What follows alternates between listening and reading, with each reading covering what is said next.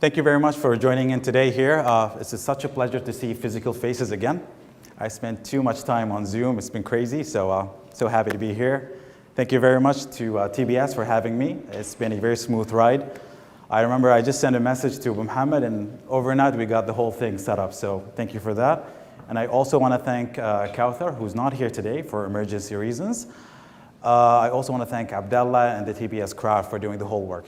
Okay, so as you probably know, today's session is going to be about the security and governance for the whole Web 3.0 topics. I'm sure that you guys heard a lot about Web 3.0, okay? And we want to really delve deep, and we want to tackle the whole subject from a security perspective and from a governance point of view. Because I feel as a technical person that there's a lot of things that should not be online. I think there's a lot of people that sway the direction of what Web 3.0 can really deliver. So that is for the session today. I'm not going to spend much time talking about myself, but my name is Ameen Altajer, as you probably know. You can check out my work at ameenaltajer.com or on social media. I post a lot of educational videos whenever I have the chance. And I run a business named INFINITEWARE. We are an AI business, and we've worked with a plethora of clients across 12 or probably 14 years by now. I lost count. I'm getting old. And yeah, so the session today is going to be about those basic pillars. We're going to be talking about a small reality check before we go ahead. And also we're going to be talking about what decentralization is. There's a lot of hype, a lot of excitement happening in that space. And we're also going to explore this topic of consensus. And then we're going to segue just a bit to the history of Bitcoin and Ethereum. I promise we're not going to spend much there. I'm sure you're probably fluent with that by now, sorry. And then we're going to discuss the security and governance, which is the gist of this talk. And then we're going to talk about the challenges and some of the applications as well before we say, goodbye. So, everything good so far? Yeah. You guys are shy, or you're awesome? Okay. So this is going to be an interactive session. I'm not just going to talk and you're not just going to listen. Who here, by the show of hands, believe that Web 3.0 is really horrible? Nobody? You're all pro-crypto, I'm guessing, huh? Probably because of the session that happened yesterday. Okay, so nobody here thinks that crypto is really bad? Web 3.0 is really bad? Decentralization is not really good? Okay, so we have one. Okay, getting close. This is awesome. Anybody who wants to share? Okay, this is going to make my job much easier then. Okay, awesome. All right, so let's do a bit of sanity check first. Now, whether you like it or not, we can't really disagree that crypto is a big thing, yes? Across the last couple of years, a lot of hype has been built around Ethereum, Bitcoin, Cardano, you name it. And we also have an exchange here in Bahrain for crypto. You probably know that. We have Rain, and we have Binance coming, and we have also CoinMina. So a lot of cool action is happening. So we can't deny how important this is. Now, Bitcoin and Ethereum specifically are really a refutable testament to where we are right now. We spent more than 10 years now from the moment that, more than 10 years actually, for Bitcoin to where it is now currently. So there's a lot of things that have happened across the years. And the one truth that you have to understand is that hindering the adoption of crypto is really viable. You can really make it slow. You can really make it hard for everyone. But the one truth, again, is you can't really stop it. And I'm going to explain that. And if you're really interested in the technical details as well, please let me know, because I'm actually a technical person and I would love to really shed some light on those topics as well. But the gist of topic today is going to be an executive sort of background. So even if you're not really that technical, you're going to be able to follow up. And last but not least, granted, there's been a lot of scams online. Yes, we heard about sophisticated Ponzi schemes, sophisticated pyramid schemes happening in the crypto space. Yes? Who here had a very bad misfortune? By the show of hands. Okay, awesome. Okay, all right, cool. Okay, all right. Now the crowd is moving, okay. Maybe you're not just used to the physical action, huh? Okay, so, a bit of stats here. The market cap for Ethereum is 190 billion USD, which is crazy, for something that started around 2015, 16, or 14. And the Bitcoin market cap as well is, as you can see, for 403 billion USD. Astronomical amounts, really crazy numbers. And so you can get a bit of action of what's happening in here. This is basically the top list for the crypto action that we have online. So Bitcoin comes first, and then you have Ethereum, and Tether comes in, and USDC, and a lot more. So this really brings the question, now what is really decentralization? What is it all about? What is the definition of decentralization? Why the heck am I speaking a lot about decentralization? So if you really want to put it in a single term, in a single sentence, it's basically the magic of having a peer-to-peer action, for running systems. So to make it really simple, if you talk about our existing system, let's think about the internet for a second. If you go to google.com and you click on enter, you're actually going to Google servers, which is a centralized resource. Meaning, if for whatever reason the government or somebody else says, you know what, we're going to block google.com, you're really blocked because it's a centralized resource, okay? Now what happens if we're talking about peer-to-peer action? If we're talking about peer-to-peer, it means that we have a system that runs in a sort of a mutual privilege, or let's say we have a system that has multiple participants in the system and nobody is actually higher than the other person.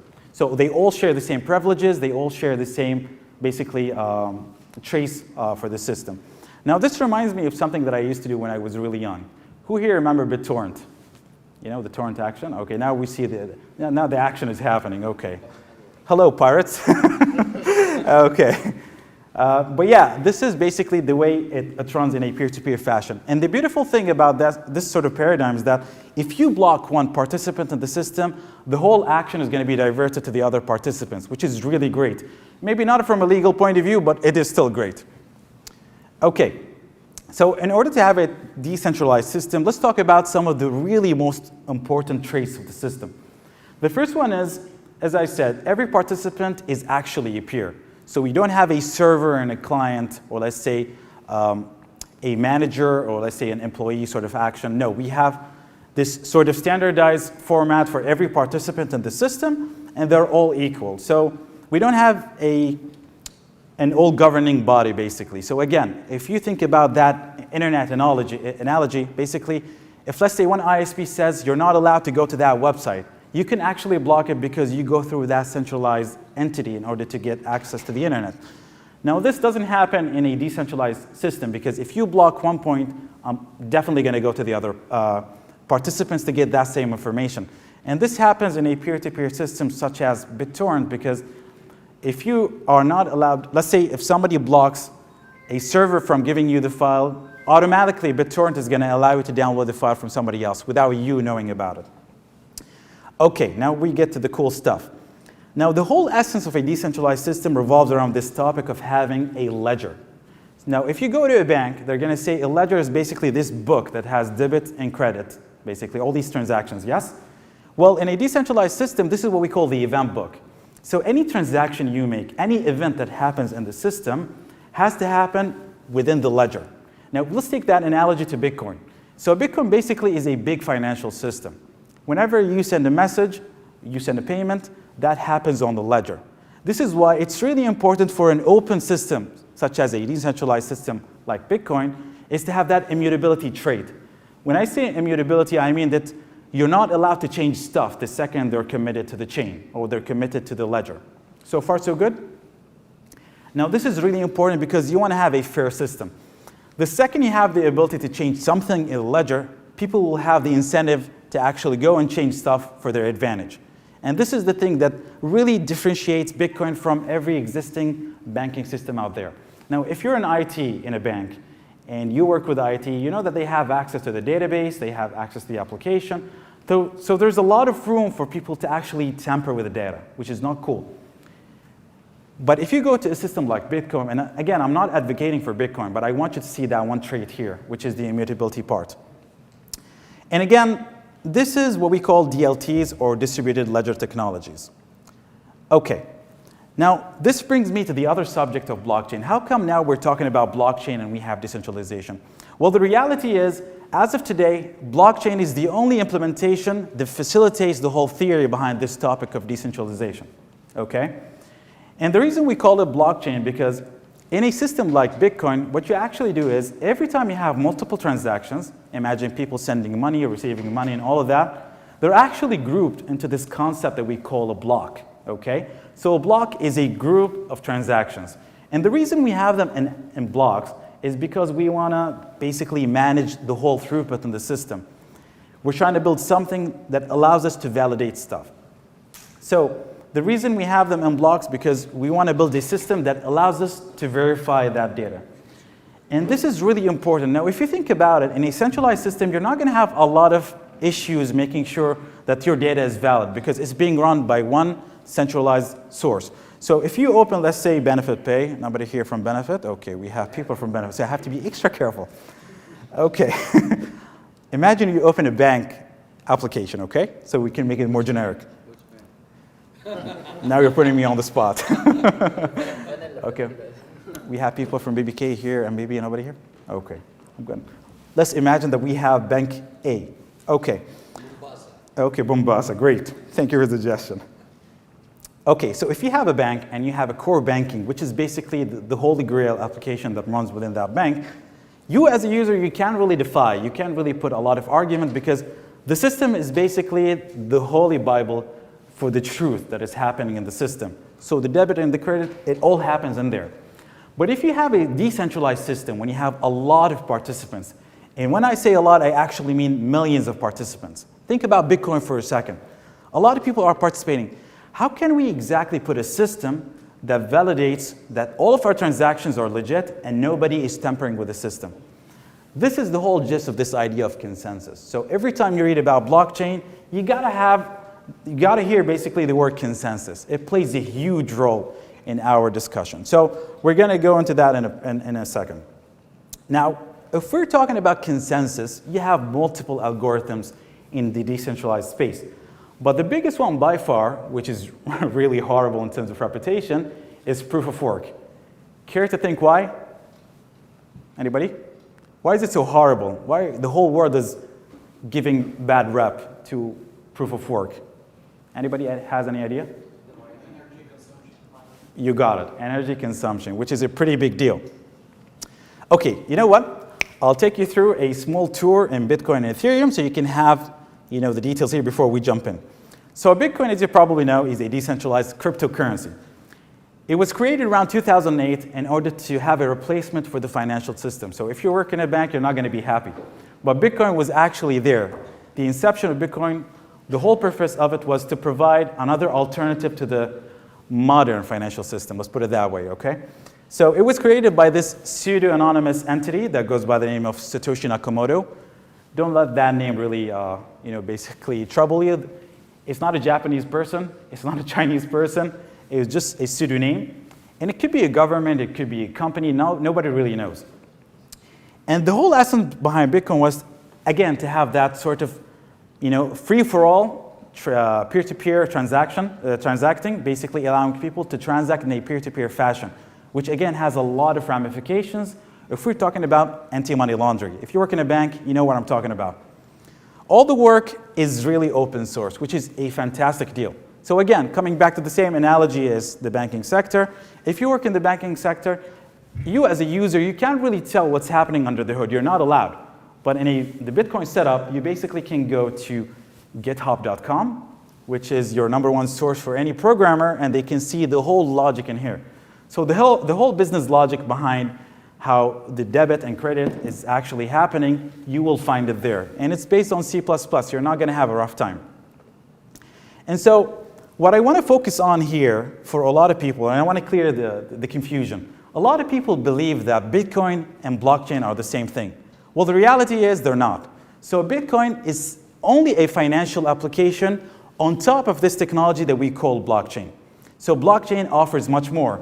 And the funny thing is, banks actually figured all of that going forward. When Bitcoin started, the whole purpose was to kill the financial system. Not really, this is a big statement. Let me say, was to offer an alternative to the financial system. But given that there was a lot of basically fear-mongering happening in the banking sector, but all of a sudden people actually started that you can use that core technology that we call the blockchain, and you can harness it to do far more interesting stuff than just finance. And this is basically what we call blockchain. Now, speaking about interesting applications, I give you Ethereum. Now, who here really used Ethereum before? Not only for trading. Have you used it before? Okay, awesome. Okay, so Ethereum basically is a decentralized computer. And the founder, that goes by the name of Vitalik Buterin, you probably know the guy, a Russian gentleman, wanted to take that principle of blockchain and really do something crazy with it. Not only a financial application, he wanted to build a state machine, meaning he wanted to make a global memory, a global state machine, or basically a computer that allows people to build programs on top of the blockchain. You might be wondering, okay, what the hell is happening? Why would he do that? We already have AWS, and here we have crazy stuff that are really efficient. Well, before we get into that, just remember that their code is also open source, which is fantastic. So you can delve deep and see how things work, which is super sexy for a technical person like myself. Okay, let's talk about this important subject, which is smart contracts. Now, if you talk about Ethereum, you can never avoid this topic of smart contracts. If I had to put it in a single sentence, smart contracts are basically programs that run on the chain or the blockchain. Now, you might be asking yourself, why would I do that if I have proper and efficient and really rich infrastructure for computer programs? Well, the reason is, again, if you run a program and if you're a technical person, you know that you can change the logic of the program. If you get a hacker on a server, they're going to know their way through. They're going to change the database. They can change basically the application, the logic, with a bit of reverse engineering. Now, smart contracts, the whole idea behind them is when you deploy an application, you're not allowed to change the logic, which is a very fascinating picture, or fascinating vision, basically. This has a lot of implications. So imagine in government. So UAE is pretty popular for this. They had a smart contract application running on Ethereum where they allow people to store the ownership, basically, for their lands and the real estate. Now think about that. In a setup like that, it's going to be extremely hard, at least in theory, for people to go and hack the blockchain. It's not a single application. It's not a single server where you can just come in and attack. It's a network. So if we're talking about a network such as Ethereum, imagine you have 1 million users having the same application or the same, basically, Ethereum application. If you go to a single node or a single computer and you change it, the other 999,000, and the rest, they're going to tell you that you're wrong and you should be expelled, basically, from the system. This is the whole governing aspect of blockchain. Because we have decentralization, it is self-healing and it's self-repairing. So when somebody tries to lie, the system is going to eject you. So far, so good? I'm not moving too fast? Cool? All right. Okay. When you go to theoretical talks, a lot of people talk about smart contracts. Well, I wanted to show you some. This is basically a smart contract, which you can actually see on Ethereum's website. Now, from the look of it, if you're a technical person, you probably can identify some of the words. But again, this is not a technical talk. So what I want you to understand is that Ethereum runs on this programming language that we call Solidity. And it's so easy to pick up because it looks really similar to JavaScript, which is the language of the web. The idea behind that, if you know how to program the web, you're not going to have a hard time building smart contracts. And it runs on this virtual machine across the network. So every machine in the network, in the Ethereum network, when you're on basically the Ethereum program, you have a program that runs applications like that on your machine without you knowing about it. And so one intuition that I want you to understand when we're talking about dApps and applications on the chain, when you're writing a smart contract, when you hear people talking about, okay, I have a smart contract or I'm building a smart contract, they're basically building a small program that runs on Ethereum that acts as a backend system that you can write applications next to. So when we talk about dApps, who here heard about dApps before? Decentralized apps. So decentralized apps, which are the hype or the craze now, they're basically a web application written in a very popular language like PHP, ASP.NET, anything like that. And then it just talks to this application that you wrote in Solidity. Nothing more than that. So it's pretty straightforward for people out there. Okay. This brings me to this topic of NFTs, because Ethereum was actually the whole boat that allowed this NFT craze to happen. You can see from my voice that I'm getting really agitated now. Okay, so CryptoKitties was an application that said, you know what? If we have this sort of computer that is global, how about we create an application that allows people to have ownership over digital stuff, okay? So CryptoKitties, what it allowed people to do, allowed them to basically mint, again, quote unquote mint, basically do custom cats where different traits that you can never replicate, and people can actually get a hold of that. They can own those things. And this is really fascinating because a lot of people don't understand the meaning behind owning NFT. When we say owning an NFT, it doesn't mean that you're the only person that you can see that image, for example, if we're talking about monkeys or cats. You're the only person that has the copyright, let's say, or the right to that specific asset. So there's a huge difference. And this is where we have people going like crazy, buying monkeys and buying cats that nobody cares about, yes? And one of the biggest things that really added value to that sort of craze is OpenSea. Who here knows what OpenSea is? You guys know? So OpenSea is a marketplace that allows people to go and buy NFTs. Now, the reason I'm giving you all of this really long story is because I want you to understand the difference between two consensus methods that have to be used in the blockchain space. The first one is, as we said, called proof of work, remember? Proof of work, really heavy on consumption, allows you to allow all of these nodes or the core systems in a network like Bitcoin to really agree on what's true. What is the golden source, or let's say the event order, for the transactions. Imagine I'm a hacker, and I really am a hacker, okay? I go in and I say, you know what? Ameen sent 500 BD instead of 1,000 BD. In order to really do that change in the blockchain, I have to have a lot of compute power. This is the whole essence of proof of work. It is making people really suffer computationally and also economically when they want to go that route. This is why if you play fair in the Bitcoin system, you're not going to have a lot of trouble. Now, proof of work, as you heard, is really bad for the environment. This is why Ethereum now said, you know what? Let us stop here. We're going to switch gears, and we're going to go through a system that we call proof of stake. Anybody here heard about proof of stake? Awesome. Okay, so before I delve into proof of stake and the difference between proof of work, a proof of work, as I said, is fairly simple. It is the one really awesome quirk in Bitcoin that allows Bitcoin to work. When people mine, what they're actually doing is they're trying to search for a very big random number. This is the honesty behind it, by the way. It's a puzzle. It's just a game. A lot of people are competing in that game. So if you find that specific random number, and remember, when you have a huge search space, it's going to be extremely hard to find that number. So what do people do if you have a huge search space? They basically have multiple groups, yes? This is why if you mine, you probably heard about the word pools, yes? The whole essence behind pools is just to have different groups or different packs working together in order to find that number. And then they can split the reward.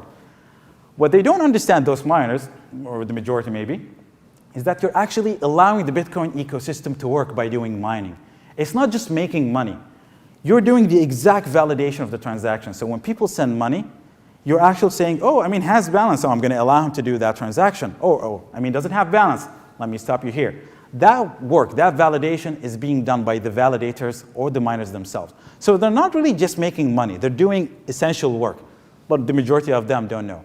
Now, our problem with that sort of scheme is that Satoshi Nakamoto, this pseudo-anonymous guy or girl, we don't know, said, you know what? If I am a hacker and I want to break the system, I want to change the reality of it, I want to give myself more money, I'm going to have to spend more electricity, more power in order to change the truth. It might not be economical. So this is the whole essence of it. If you spend a lot of power, it might be you're going to pay a lot more in electricity fees other than the money that you're going to get. But the reason a lot of people got the hype to do it in Bahrain, because you guessed it, Bahrain has cheap electricity compared to the West. Maybe not for long, but at least for now, okay? This is why the people of Ethereum said, you know what, we're going to switch to proof of stake, which is this new idea of doing consensus, of allowing those machines to really agree on the golden source of the truth and the event book of the ledger, who has what, and the order of the events. Now, if I want to do a comparison, it's fairly straightforward. Proof of work, you have to put more compute. You have to put more power. This is why, especially the youth, they go crazy about miners. They buy these really expensive devices, 8,000 BD or 9,000 BD, with the whole promise that you're going to really break even in a year. Well, hopefully, if proof of stake really flies, you're not going to have that much time in order to break even. It's really expensive, as you know, and it spends a lot of electricity. There's a lot of power being spent. And as we said, it's basically a puzzle that all of these computers are fighting over in order to reach to that specific number. And again, as we said, it's extremely bad for the environment. So Ethereum figured that, you know what, let's be awesome and let's do things that Bitcoin can't do. How about we switch to what we call proof of stake? And the idea behind proof of stake is different. The idea is the more you put money in the system, the more that you're going to have stake. Meaning, yani, if you have a lot of money, you can't afford to lose that money because you invested a lot in that system, yes? So you're not going to be in that position where you play adversary and you want to change the system to your advantage. If you do that and the system gets you, you're going to be slashed, again, quote unquote slashed, or you're going to be penalized, meaning basically they're going to take your money or the majority of it. And so this is really where the whole community for Bitcoin and Ethereum differ. Bitcoin works as a cult, sadly, for now. They're all about hodling, hodl again, which is I'm not a fan of. Basically, just keep the money, don't move it. We're going to give that ticking bomb to somebody else, and we're going to make money. But the reality is, if you think about economy, you have to have that inflationary tool in order to have value for people to transact. If you have deflationary currencies, such as Bitcoin, and we know that Bitcoin has 21 million Bitcoins, yes? And they don't basically increase. It is the same number is going to be fixed until the end of time. With that kind of mindset, people are not going to have the incentive to move the money. They're just going to hold on to it. This is the problem with Bitcoin. Bitcoin was never done for the actual, it was never done for an economy to prosper. This is why people make money in Bitcoin, because if you leave it now and you come to it maybe 10 years later, you make more money. But in a system like fiat currency, let's think about the USD, for example, the US dollar. If you don't move your money, you're basically losing value, you're devaluing your money. This is why it's extremely crucial to have a cryptocurrency that has inflation of some sort. Okay, the reason I'm saying this here is because Ethereum on the 15th of September, which is almost, is it 20 days from now? Yeah, almost 20 days from now, is going to switch to proof of stake. So this is really a huge step in the whole cryptocurrency community. The people that talk about how this is really bad for the environment, they're basically going to shut up at that moment. Okay? So let me give you a couple of highlights about the Ethereum merge. This is what they call the merge. So the merge is this big move from proof of work to proof of stake, and they're trying to have an existing system that runs on proof of stake that they call Beacon, get to this main basically chain. And the beautiful thing about this is that you as a user, you wouldn't do much. You're not going to have to change anything. You're not going to do anything. Everything is going to be just seamless, and there's zero downtime for the merge. So they're basically better than most banks when it comes to upgrade. Now, misconceptions, and this is where a lot of people have to understand the scope of proof of stake. It's not the end game. It's not going to solve everything, but it's going to solve a lot of stuff. The first thing is, things are not going to be faster. Let me ask you a question. Who here used Ethereum? Let me just do a bit of QA. What is the number one issue if you buy an NFT or you want to send an NFT? What's that? Gas fees. You said it. Now, for the people here that have no clue what gas is this essential currency on the Ethereum network that you have to pay when you want to do a transaction. You want to move an NFT to somebody else, you have to pay. You want to buy an NFT, you have to pay. That thing is really high for a reason, because that is your scalability barrier. When you have a lot of people joining in that Ethereum network and they want to do transactions, the system can only hold so much. So it gives this sort of throttling mechanism, and it says, if you pay more, I'm going to service you faster. If you pay less, you're going to have to wait. This is why gas fees is just so high in Ethereum, and we can give credit to who? Who do you think? The whole NFT craze. Okay? The second thing is, it is really going to be better for the environment. So it's going to slash 99.95 out of the whole compute that we used to spend. So this just shuts the hell up of everybody that says blockchain is really bad for the environment. It's not really the blockchain, it's only the consensus method that we're using. Cool? Now, scalability is a different deal, so we're going to delve into that. And this really brings me to the essence of this talk. A lot of people believe that our internet, our beloved internet, really needs a major overhaul.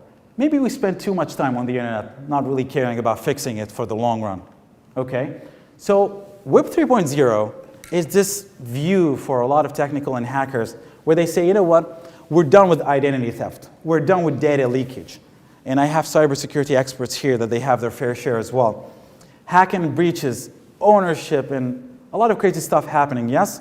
Well, Web 3.0, at least in theory, resembles a new internet where you as a user can have a tighter control over your stuff, over your data, over your compute power, over your choices. So this is one of the photos that a lot of people put in their slides, and I'm not going to be different. If you want to track the evolution of the web, it happened like that. Who here is an old guy? You know, somebody from purple? Okay, I'm sorry, wrong question. Okay. Would never lift my hand up. The definition is different for everyone. Okay, good one. It's like saying a lady or a fat. You want to say somebody who I'm not going to comment. Now we're getting into politics. Okay, so back in the day, I remember when my dad brought the internet for the first time in my house, I remember we used to have a lot of systems, but the browser was the most exciting things. We used to have static pages. So maybe for the youth here, I'm not sure if you guys remember that, but we used to have websites that you just can scroll over. You can't do much. You can just read and you feel excited by the end of the day. What happened is when we moved to this so-called Web 2.0, things have changed. Now people have the ability to interact. Facebook, Twitter for all you folks there, Snapchat, you name it. Everything happens in that space. But what is that number one trouble, the number one hurdle that we have currently with the internet? Anybody curious to answer? What's that? connection. Not the connection. As a user, where do you really suffer in that internet? Privacy. You guys said it. So in an internet where everything is being run by the cloud, and I'm sorry, AWS, but in an internet where you have the cloud happening and you have that sort of excitement, you as a user, you don't have much. Now, when you go to Facebook and you say, you know what, I'm going to delete my account, you guys really think that Facebook is going to honor that deal? Just be honest. Are they really going to honor that deal? Maybe after GDPR came in, things are going to be changed, but I tell you for sure that Facebook and Google, their business models run on your data, so they're not going to change much. Now, the essence of Web 3.0 is having your data for you as a user under your custody, which means if you want to access a website, you give your permission to the website so they can access your data. It's not the other way around. Now, if you want to escape the system, you can't. Well, with Web 3.0, you'll be able to. Okay, this is the ranting session now. Okay, I'm going to start ranting, so bear with me for a second. So who here talks about the Metaverse? Sorry, I know I'm going to lose a lot of crowd here today, so I'm sorry about that. So the Metaverse is one of the cultural results of this Web 3.0. And if you really delve deep, you're going to see that Facebook, or Meta, as we call it today, is really trying to have a different business model because of all the cybersecurity stuff that have happened, yes? So Metaverse is not really new. I used to play on my PlayStation Home, and there was a game called Second Life for the old folks here. You might remember. So Metaverse is not really that new, and VR and AR are exciting, but nobody wants to spend in that virtual space 24 hours with that thing over their head. Let's be honest. So it might not be efficient yet. And there's also one misconception that it's really horrible, that the clouds are going to die soon. No. The blockchain is not going to give you an alternative.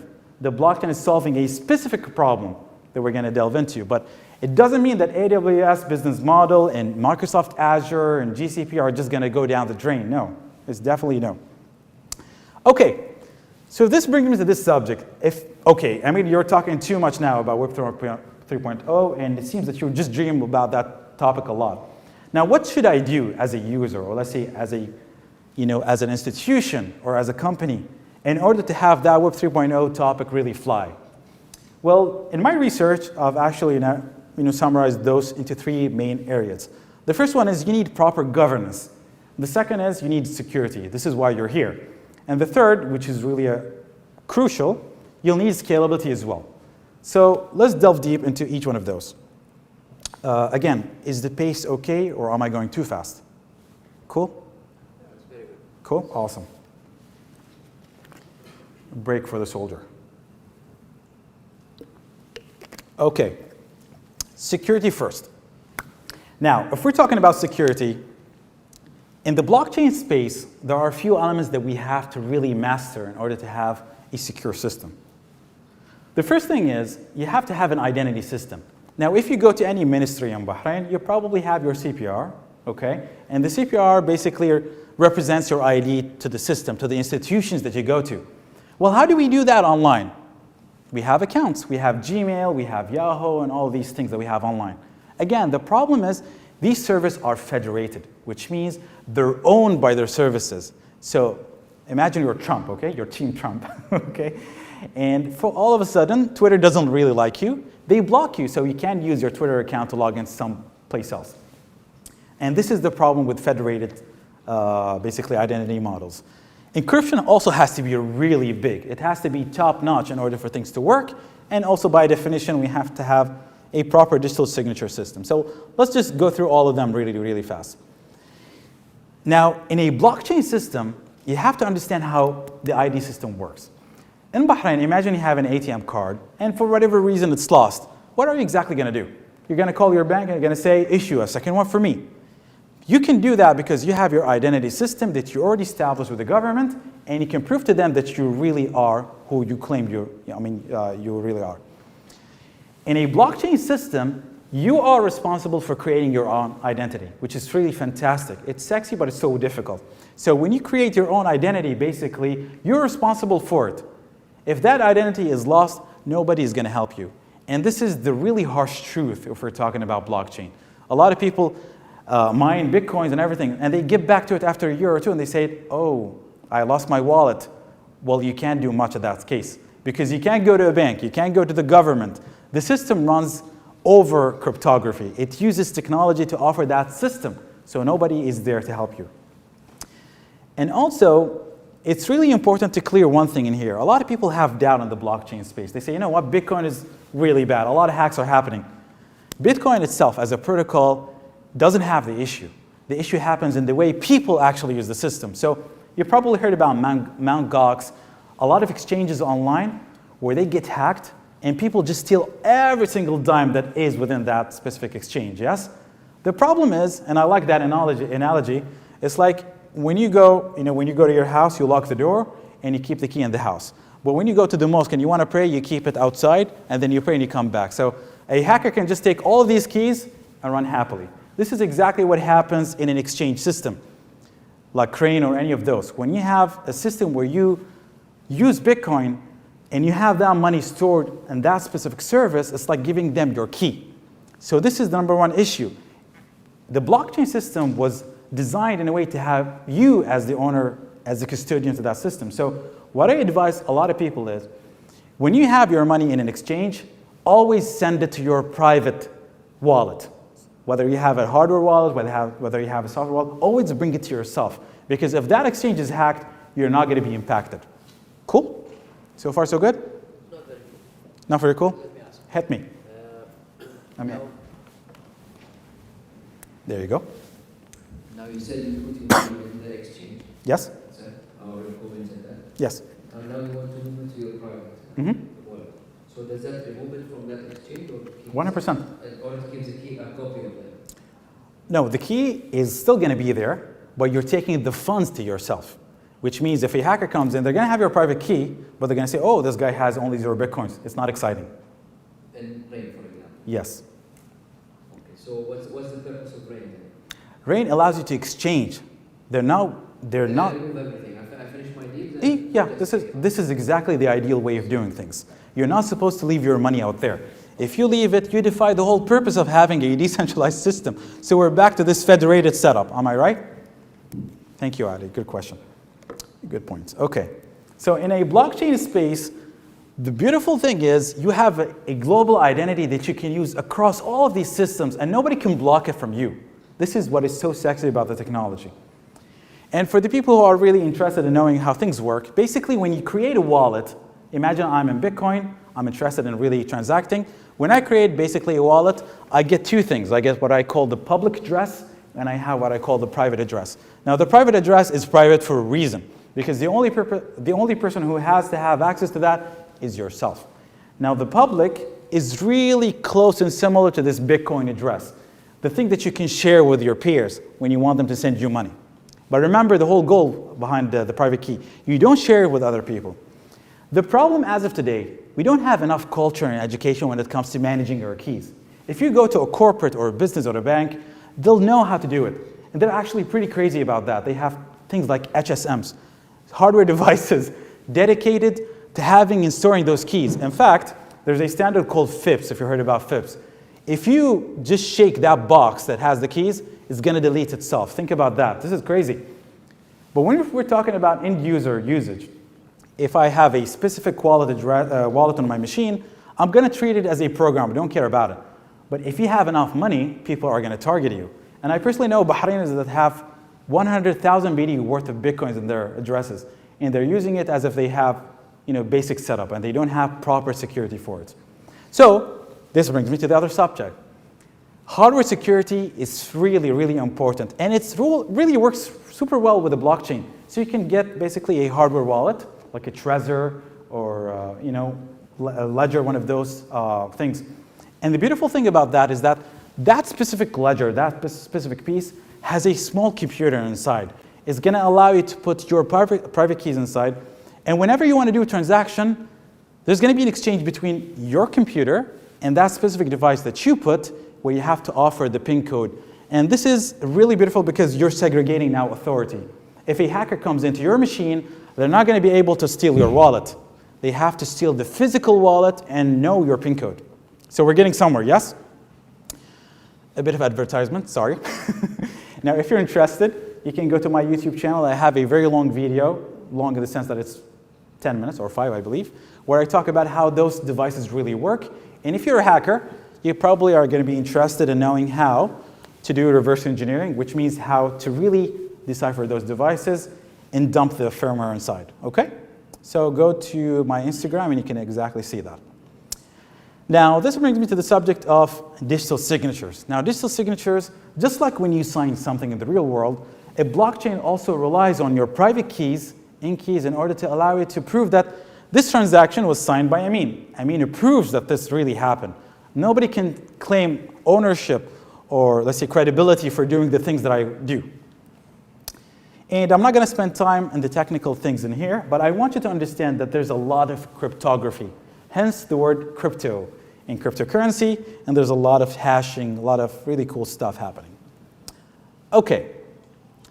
Now, in a regular setup in a blockchain, one of the things that really one of the really important things that is making it very, very solid against hacks, the protocol itself, is that when you have a lot of transactions and they're bottled, let's say, in a specific block, and that miner gets that money for that specific block, imagine you mined, let's say, 6 blocks. If I am a hacker and I want to change a transaction that belongs to the first block, I'm going to have to mine and find that specific random number 6 times, which means I'm going to have to spend more electricity. So by nature, the design of blockchain was done in a way that you have to put more electricity, more power every time you want to change something in the history. This is why it's like every user in the blockchain space are synced. They're all moving together. So if you want to change something in history, you have to run faster. You have to change things and put more effort, more electricity to go there. This is why, according to Satoshi Nakamoto, it's not going to be economical for you. You're not going to spend $1 million, let's say, in order to have a transaction that says that you own $400,000, for example. It's not going to be fruitful for you. Other than that, I want to clear also one misconception that happens, especially in Bahrain, where people get crazy and excited about blockchain. There's a huge difference between open blockchains and private blockchains. Who here heard about private blockchains? Consortiums. What is your opinion about those guys? Do you guys love them or you guys hate them? What's the deal? It's good for the government entities as well. It's for government entities because of the hype, yes? And also for maybe the big institutions. Generally banks, they go on the wagon because they want to experiment. But everybody else, they share the same sentiment, or you guys have different opinions? What's the deal today? You guys are shy. What's that? Internal communication? Yeah, that's true. That's very true. What I want to say here is that there's a huge difference. Open blockchains, as we call them, like Bitcoin and Ethereum, their main essence is having too many players in the system. When you have a lot of people, when you have a single adversary, all of those people are going to exactly expel that adversary from the system. They're going to say, you're not playing fair, just get the hell out. But in a system where you have 8 players, imagine you have 8 banks in a blockchain.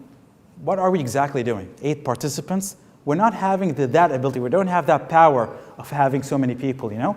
It's basically a lifeline for the system. You get the idea? This is why sometimes it's cool to use a private blockchain if you want to do auditing, you want to have a proof that this data came from somebody else, nobody tampered with it. But the reality is Bahrain is super mature. Let's take Benefit, for example. We have EFTs, Founder and Founder Plus. These systems, they don't go over the internet for the major part. They have their own private networks, and I'm sorry I'm getting into details here, but they have their own private networks. So if you are a hacker, you're going to have to break into one of those things. You know, you have to break into Benefit. Don't do that, huh? You have to break into their basically premise in order to change the stuff, in order to hook up to the physical network. So what's the purpose of having a blockchain if you're coming back to square one? So open blockchains are really strong because you have a lot of players. If something goes wrong, it's going to self-heal automatically, okay? And this brings us to this other subject, which is the 51% attack. In blockchain, who here knows what 51% attack? Okay. The idea behind blockchain is if you take over, or let's say you take control over 51% of the whole node count, or the whole user count, you will be able to lie to the system because you're going to have the ability to tell the other participant that this is the truth, that I have more money. But in order to hack, let's say, 500,000 nodes over the internet, it's going to be a pretty big deal, and it's going to be very hard. So, to summarize the security aspect in here, if you're a user, major crypto exchanges get hacked all the time. Even if they have hot or cold wallets, meaning they have wallets that are only plugged in when they want to do major transactions, they're still susceptible to hack. So you, as a user, remember, it's inherently centralized to use exchanges. Get the money as soon as you can into your private stuff, to your private, basically, wallet. And if you're a developer, the idea behind dApps is very straightforward. They get hacked. Those dApps are getting hacked, like CryptoKitties and all these things. When they get hacked, essentially what happens is a hacker comes in and they hack their JavaScript code or their Solidity code. Any software engineer will definitely understand that you can make bugs. And so if you put an application on the blockchain and you don't audit it, you don't go over its details, you don't double check what happens inside, there's definitely going to be a hacker that's going to abuse that system. And believe it or not, this happened actually to Ethereum. Who remembers the DAO? Anybody heard about the DAO? The DAO hack? Okay, awesome.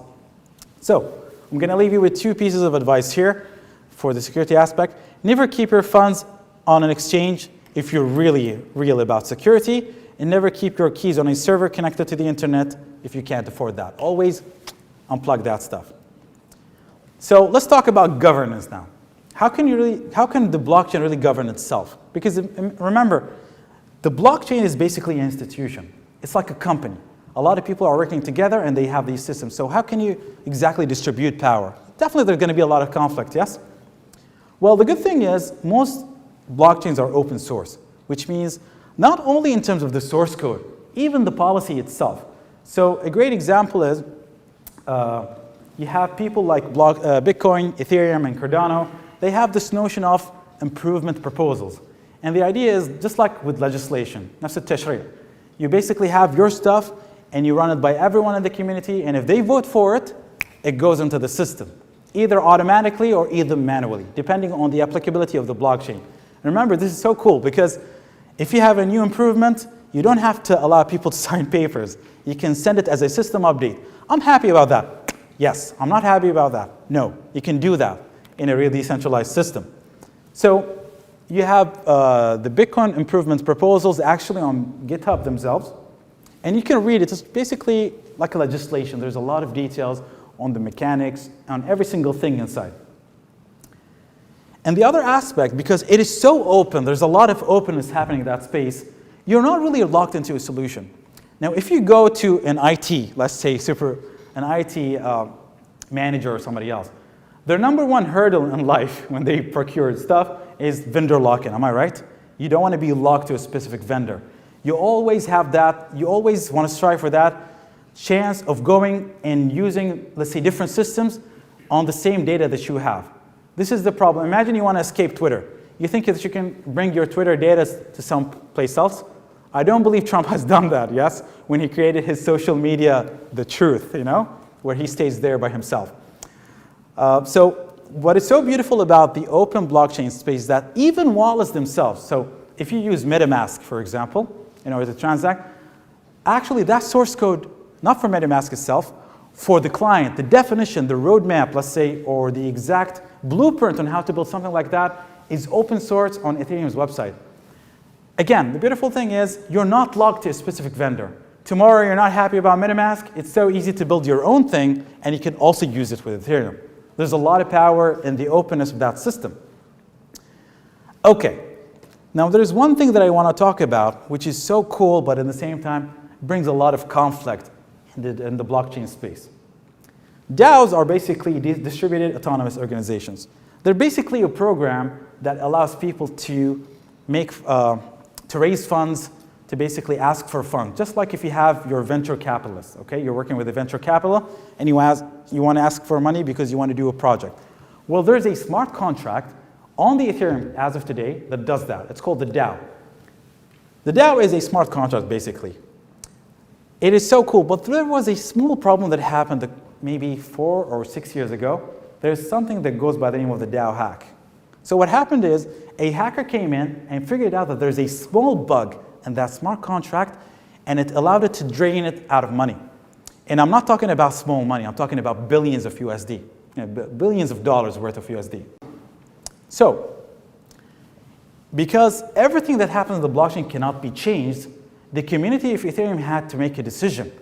Do we exactly do what we call a hard fork? So there's this concept of fork in the blockchain space, which is basically an update. Think about it as an update. Some updates, they're going to just be seamless. Some updates, if you say no, they're going to break the system. This is what we call a hard fork. When that hack happened, the whole community of Ethereum sat down together and they said, you know what?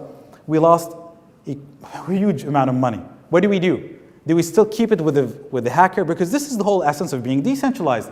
There's no government, there's nobody that can come and rescue you, yes? So the community figured out, you know what? Let's just revoke or let's revert that transaction that happened. But by doing so, they actually split the blockchain, meaning everybody that was on the blockchain said, no, I'm not agreeing to that. They split into a specific blockchain that goes by the name of Ethereum Classic. And then you have the Ethereum, the other one. So what I'm trying to say here, some choices in the blockchain space are so drastic that you're going to have people splitting, that you're going to have trees out of your systems. Not everything is going to go according to plan. So go for it. Consider this as federation? Yes, this is federation. But again, there's a small problem with the way they do it on Ethereum and Bitcoin. It's manual federation. Anyway, meaning you have to ask the community either using Reddit or forums before you do the actual thing, which is not cool. Eventually, the whole power is within the hands of the developers, per se, yes? Now, Cardano, which is a very cool thing, tries to overcome those issues. A really great point again. It tries to do this soft fork, hard fork, all automatically, which means even if the developers say no, they're not going to be respected. Everybody that says yes is going to allow the system to change automatically. So this is, in terms of governance, is really a powerful thing. You know that the power belongs to the users. If you're a developer, thank you for your service, but you're not going to own the system. You're not going to take it to the direction that you want. Actually, over there, it still belongs to the users. You can stay classic or you can go to... Exactly. You can still do whatever you want, but you're not going to be on board on the wagon for the new people that are continuing the journey. This is why it's called Ethereum Classic. Okay, oops, my God, sorry. Okay, we're almost there, by the way. Let's talk about scalability, which is really important. Now, for the blockchain to flourish, what's the point of doing 6 transactions per second? Think about Visa and MasterCard. When you go to a shop and you swipe that card like crazy, you swipe that card like there's no tomorrow, you can actually have 6,000 transactions per second for Visa, which is fantastic in terms of volume. In the Bitcoin space, if you do a transaction, you're going to have to wait for 30 minutes or 40 minutes. Is that even reasonable? I don't think so. Imagine going to a coffee shop and you tell the guy, I promise you're going to receive your money in 30 minutes. Just take my word. It's not going to really pan out well. So in order to fix that, we have to scale the system in order to allow it to accommodate more transactions, more users. There are a few ways to do it. The first one is to have a bigger block size. Remember in the first slides when I said there's a lot of transactions that you can group in this concept that we call a block? The bigger the block, the more transactions you can put, yes? But that comes at a price, because the more the bigger the size, literally the bigger size it's going to get. So for you to understand with a bit of data, if you now download Bitcoin and you want to serve as a Bitcoin node to power up the system, you're going to have to sync and download 700 or probably 600 gigabytes worth of data. That's a lot of data, just for you to stay in sync with the whole system. It's not so cool. And so when you add more data, you increase that size of the block, it's going to basically explode. So another way of doing scaling, which is a bit hard, is what we call L2 scaling. Now let me take you step by step in order to understand. Now the blockchain that we just explained, this block methodology, is what we call L1, layer 1. You're basically at the ground floor here, yes? This is the most sacred resource. You only want to save what is so important within that chain, because data is really limited. Meaning, if you have 600 gigs resembling all of the ledger data from the inception of Bitcoin, it's still a lot, but we only have transactional stuff. You're not allowed to save names, you're not allowed to save stuff, it's going to explode. And so, because it's limited, imagine we want to run something complicated. We want to build a huge program. We want to do more stuff. We want to do stuff. It's not going to work with the layer 1 setup, because the blockchain is really small. We're trying to be as frugal as possible. L2 is this proposed solution where people and engineers say, you know what? We're going to build another layer on top of the blockchain. So imagine you have Ethereum and Bitcoin that resemble L1 technologies. You're building something on top of them where you can have users and a lot of people doing their work, but in the end of the day, you settle on the L1 layer. You get it? If you work in the banking sector, you know that we have a system called RTGS. Basically, what happens in the end of the day, the government checks with all the banks that, okay, send me your payments. I want to make sure that my records are correct. It's exactly the same concept. You want to do stuff online in a federated way, in a really secure way, but in the end of the day, you want to settle on L1, which is the most important part that resembles your golden truth. So far, so good? Or are you guys lost? Good?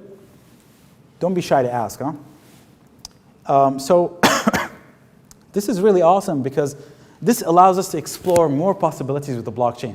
As of today, if you want to build something on Ethereum, what can exactly you use? You should use Solidity, the programming language that I showed you.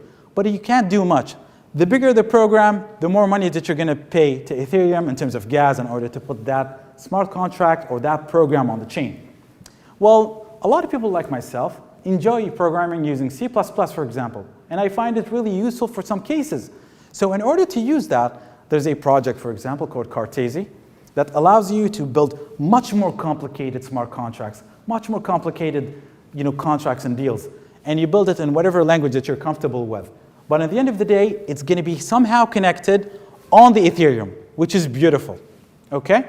So this is basically L2 stuff. Okay, let me talk about the challenges now for Web 3.0 before we go into the applications and we end the session. Okay. In my humble opinion, the first challenge is culture. In order to get mainstream, in order to be mainstream, you have to have a lot of people joining in. This is why, even though I'm not really a big fan of the Metaverse and all of that crap, I still find it really key and important for people to really leverage that in order to get their hands on with the technology. I wholeheartedly believe that Metaverse, AR, VR is just scratching the surface of what Web 3.0 can deliver. It's much more than that. It's power to you guys, users. But with businesses like Facebook and Meta and everybody else, you have to have that direction happening because this is how culture happens. And people are all for money. Capital talks. This is why you want to embrace that. The second challenge that I find really crucial is regulatory topics. If you're a government, are you really going to give the wheel to some other foundation or some other company to dictate how you're going to operate as a government? It doesn't happen, right?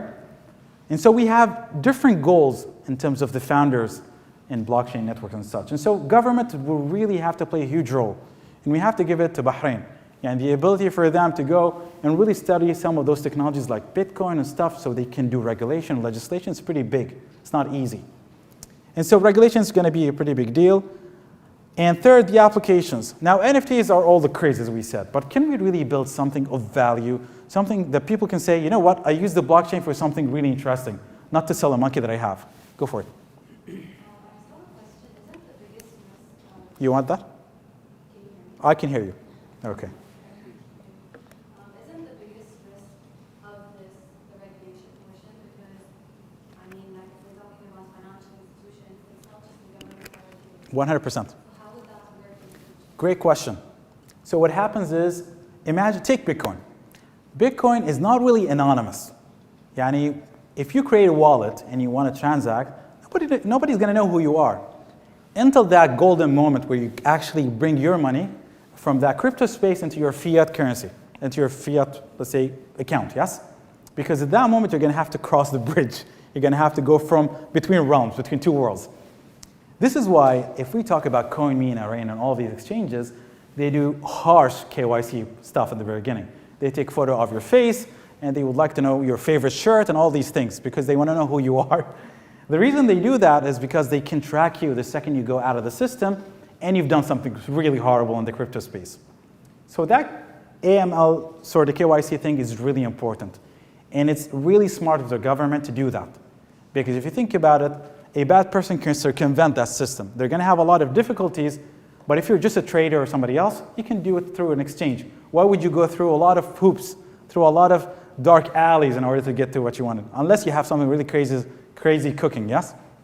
But yes, I do agree with you. And regulation is a very big topic. It's not easy to tackle because if you're a government, you want to have policies against money laundering. You want to have governance. You want to have sovereignty. If I give Bitcoin the ability to dictate who can send money, who can receive, what's the point of setting up a ministry for finance to begin with, yes? Or a central bank? Okay, so really hard questions. We're still exploring. Nobody knows what's happening, but we're getting there. And I also want to talk about really beautiful applications. So IPFS, Interplanetary File System, allows you to download a file without knowing exactly where that is. It's really wonderful to use the blockchain to things like that. Cardano is beautiful also. It tries to build an operating system per se to governments. Namecoin as well. A lot of projects that I don't want to go into the details, but just remember cool projects. Okay, let me just finish around here. So one of the interesting applications that I found lately in the blockchain space, are we doing okay on time? Okay, we have 10 minutes. We'll have some time for questions. Okay, awesome, great. So you probably heard about DeFi. Now DeFi stands for decentralized finance. It is this whole ecosystem of building a financial system on the blockchain.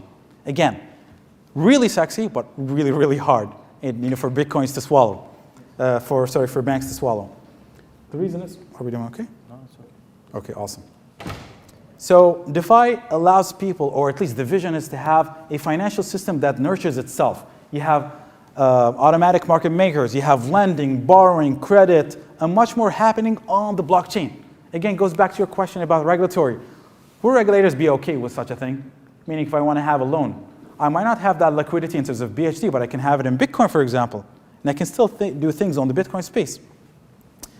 One other thing that I really love in terms of idea, but I hate the practicality, or let's say the implementation, is the idea of algorithmic stablecoins.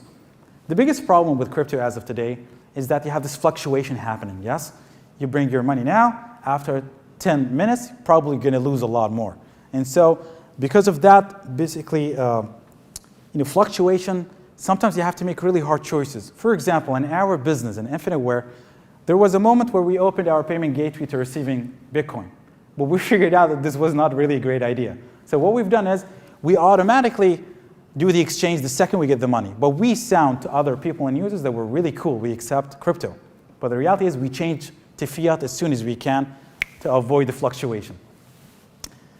And so algorithmic stablecoins are the ability to create coins that are really stable. So they're pegged against something else. And so algorithmic, you probably heard about Solana and the other coins as well. So the idea is nice, building something automated that can really hold on to its value. But as of today, Until today, we still did not get to that stage yet. Okay, crypto has to play nice with the government.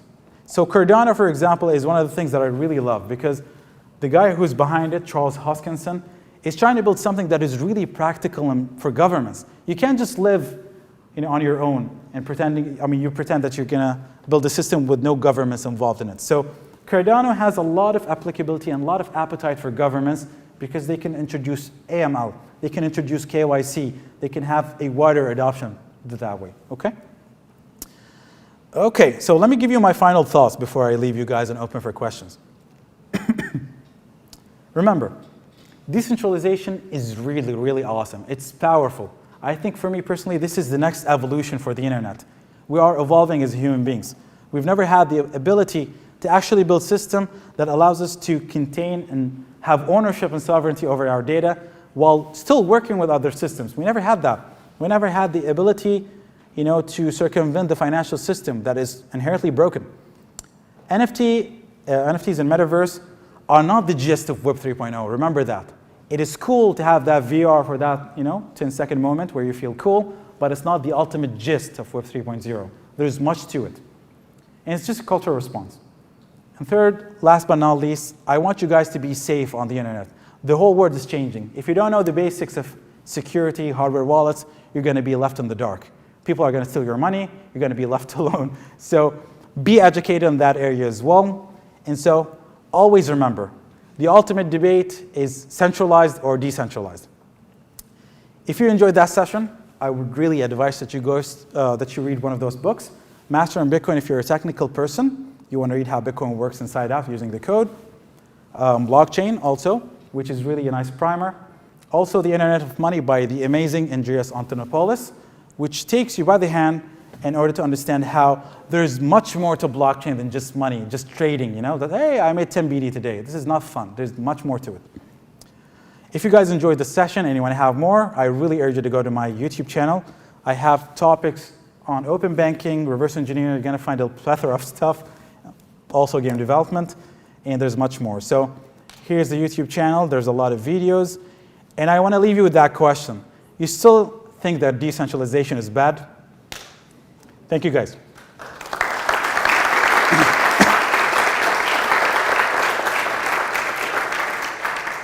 We can open up for... Thank you so much, Ameen. My pleasure. Really interesting talks.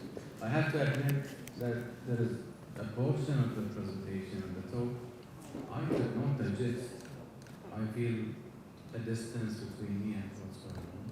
So this is a message for some of us who works on the technology field to actually get into that part of the dimension of technology and be part of it. Thanks. Question for you is, we expect as well the government to have an active role on 3.0. Sure. What do you expect from the government to do from service perspective, from how their digital presence, how it should look like? Yeah. Do you have any views on that? Thank you. Sure thing. The founder of Cardano, as I said, is a big believer of the coexistence of government and decentralization. You're not going to be able to go, decentralization 100%. So I ultimately believe that there's going to be decentralized institutions that belong to the government somehow. So you're going to have smart contracts developed by the government that allows for more power to the user, more anonymity, more privacy, but at the same time, you still want to have that feel of centralization for the government. It's not free for all. It's not the Wild Wild West. So there's going to be, the perfect balance between governance and sovereignty somehow. And to be quite honest, I'm doing my research as well as the other people in that scene. It's very hard to do it, but I feel that Cardano has done a great progress. You can build institutions where you have money laundering and anti-money laundering basically controls happening, KYC, you can have visibility for the government to see.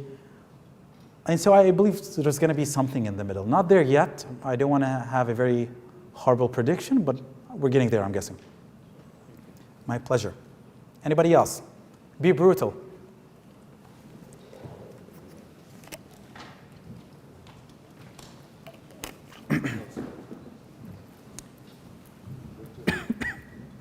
Thank you for this wonderful workshop. I just had a question.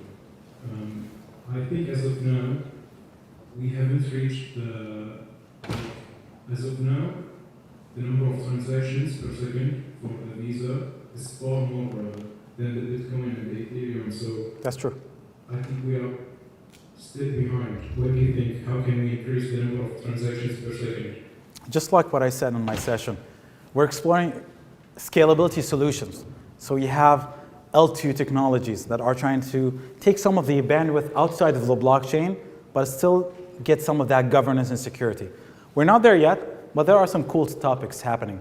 For example, if you heard about sidechains, if you heard about roll-ups, there are technical topics that allow you to really do a lot of transactions. A great example, go to cartesi.com, that project that I showed here, let me show you.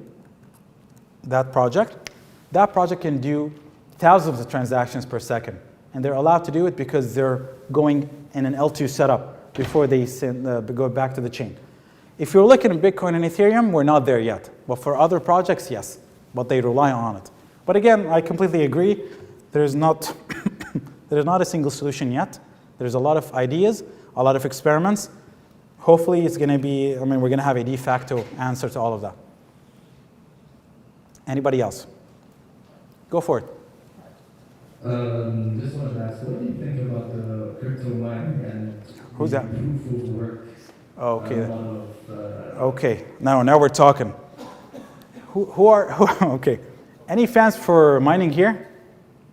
I'm sorry, guys. I love you, but we have to do this. So mining is not going to stay for long in other blockchains, in my opinion. Just like with Ethereum. Ethereum has a mantra. The team behind Ethereum, they have break fast, grow fast, something like that. With Bitcoin, it's so sad that they're operating as a cult. I love Bitcoin, but the modern people, they're all about hodling, Keep the money, nothing is going to change. You're not thinking about the technology, you're doing a lot of damage to the environment. But mining really goes back to that specific point where you have compute. And so what happens is, if proof of stake presents a really valid option for blockchains to switch, everyone will do it. I don't know about Bitcoin, but they're going to do it. So as of today, you can probably mine on the Bitcoin because they're not going to change soon. Remember, they're working as a cult. But if that happens, we'll have to say goodbye to mining, basically, altogether. Because with proof of stake, you don't call them miners anymore. You call them validators.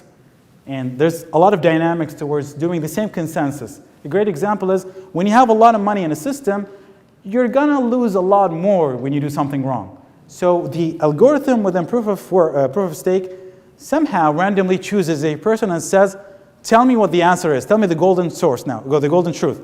If you lie, a lot of people are going to say otherwise and you're going to be penalized. But in doing so, you're not doing any compute. You're not spending electricity or power. So we're getting to the same ultimate goal without it. I really hope that mining will die soon. I really hope. Because it's giving a lot of bad rep to the blockchain. And there's more to that. Anybody else? Do we have enough time, Muhammad? Okay. How many questions? 3 or 4? Okay, go for it. Right. In terms of anonymity, Mm-hmm. one of the proponents of Web 3.0 is giving people complete control over their identity. What's that again, sorry? In terms of anonymity, Yeah? one of the proponents of Web 3.0 is giving people complete control of their identity online. Yeah. Right? Yes. So it's possible for people to have completely different personalities online Mm-hmm. versus in real life. Yes, that's true. Right? So that being said, how is it possible for governments to sort of use KYC to track online activity to real life people? Very, and so on? very straightforward, very easy. When you download Benefit Pay, sorry, come back to Benefit again. Great. Easy. Okay, now I can be as free as I want. Okay. So when you download Benefit Pay, there's this process that we call tokenization. You guys know about tokenization? So basically, there's a way that you authenticate with benefit servers in your bank, and you're taking that credential details and you're putting it on your phone. So your phone is pretending to be your ID card somehow, or your ATM card. The same concept can happen also on the blockchain. So theoretically speaking, the government can write a smart contract where you put your identity card somehow, and then that smart contract is going to have your actual ID card. So you're not going to be anonymous anymore, at least to the government, but you're going to be anonymous to the other public. Okay? But you can do that with a smart contract because you're building software. So you can integrate smart contract with IGA or something like that if you want. But you can do that, definitely. And Cardano allows you to do so, by the way. Anybody else? 2 more questions, maybe? Okay, 1, 2? Okay, 2, and then let's close so we can finish on time. Thank you for the session. My pleasure. I would like to ask about the Web 5.0. Does this type of network resolve all the problems that face 3.0? You mean Jack Dorsey's project? Yes. Look, Jack Dorsey is a very interesting character, the guy who created Twitter, okay? He called it Web 5.0, but the reality of it is just decentralization. So I don't really where he's going to go. I read his paper, I read everything, but I still believe that there are people who have better grasp on their understanding of the tech. Ethereum's folks, for example, Cardano's folks, these people are severely educated on distributed systems, the academic subjects of building a network of that scale, and on the economics aspects as well. So I wholeheartedly believe that are better people to answer those questions than Jack Dorsey. Anybody else? Last question? I think we have a question here. Okay, we have another one here? Okay, bonus question. You guys want to frame him? Okay. Be brutal, you can. Okay, I think we'll take the question there and then you, okay? We'll close with you. Thank you for the session, Ameen. My pleasure. I have 2 questions. Go for it. You're cheating. Go for it. Do you think in future distributed system or distributed infrastructure can be more efficient or scalable than centralized infrastructure? Yeah, 100%. I'll give you an example before you go to the second option. Remember when I said the cloud is not gonna die? Well, the reality is if you think about L2 solutions, the scalability solutions that we talked about, in order to accommodate more volumes of transactions, they operate on the cloud. They operate on the cloud. So we're still in that position where we need proper infrastructure like AWS and Azure. But the reality is we're not giving them that power over our data or over our assets. If AWS gives you the boot the day, you go to another cloud provider and you're good to go. They're not going to hold your data. They're not going to be able to see your data if it's encrypted. So the ability to have the migration sort of feel is really powerful for you. So we're still going to be needing those infrastructure, huge infrastructure companies, but again, you will have the ability to go back and forth. Yeah, the second question is, can we say that decentralized economy will not allow you to do any mistakes? I'm not an economist, so I'm going to have to skip. What I mean is, when you talk about the privacy, about when you have to store your coins for yourself, what happens if I mistakenly send to somebody else or I lose it? Look, So there is nobody there to... in Bitcoin as of today, you can't do much. Even though it's so crazy that a lot of people don't understand that there's a programming language embedded within Bitcoin that allows you somehow to do similar, really basic stuff. But when you have a really rich ecosystem with smart contracts that resemble institutions, that resemble companies, that resemble government bodies, you'll be able to do that kind of maturity, in my humble opinion.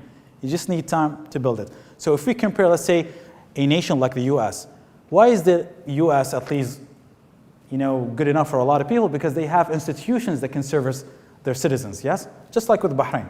So with enough time, proper expertise, people are going to build that heritage. They're going to build that institution set, and people are going to feel like they're they're basically at home in the blockchain space, I would think. A great guy is Charles Hoskinson, wonderful guy. One last question, is that okay? Awesome. Thank you. The most difficult question, I'm guessing, huh? How will the transaction be validated with the system running on POS? Okay. So there's a slide here. Just going to go back to that. All right, we're getting there. You guys deserve a trophy. You went through all of that, huh? Okay, so yeah. So proof of stake needs you to stake by definition, meaning you have to put money first in order to operate as a node. Yani not like proof of work where you say, hey, I have a powerful machine. Let me validate transactions because I'm faster. With proof of stake, the more money you put into that safe quote unquote, you'll have more collateral. Yeah, and if you do something wrong, you're going to be in a very bad spot. And so in Ethereum, for example, they're leveraging a plethora of stuff. One of them is proof of stake, and it's actually using randomization as well. So when you have a lot of stakers, it's going to randomly somehow choose one of those in order to tell the truth, and they also use sharding, which means you don't have the full ledger on your machine, just like with Bitcoin. Every guy that operates Bitcoin, they have that 600 gigs worth of data. In Ethereum, because they want to do it faster, you only get a portion of the data. But in computer science, this is really a bad idea. But that guy want to do it in practice, so we'll see. But coming back to your question, proof of stake does that randomly, semi-randomly, let's say. Okay? I think we're done for the day. Whew. I think so. Thank you so much, Ameen. My pleasure. I had a great time. Amazing to have you with us. Thank you. We're glad actually that you're a member of TBS. Sure. We are looking forward It's a pleasure. to more of your contribution. Always. Not just event, we'll do more stuff. I'd like to thank everyone who attended today's session. We're looking forward to see you again on a lot of events that we are organizing this year. Please, I'd ask you to follow our Instagram account, TBS Ameen. And as I can see a lot of students here, I just want to make sure that you're aware that we do have on TBS student membership, where you can join for free, be part of this society where you can, if you feel that you want to contribute, you want to give something to the country, TBS is the right for you. Wish you all the best. Last thing, I would like to thank you again. So, Sure. Applause for our friend Ameen. Thank you, guys. It's been a pleasure. This is just a certification. Okay. We'll take a photo. مشكور أبو محمد ما قصرت على الدعوة. Okay, this one.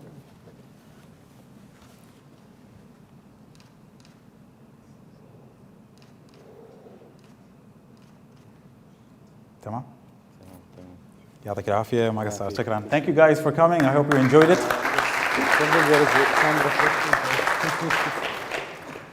Finally, there is some refreshment outside, so please, it's good to have some networking outside, so spend some time with the group to get to know each other, and then you are feel free to leave anytime. Thank you guys. حبيبي مشكور محمد. إن شاء الله استانستوا.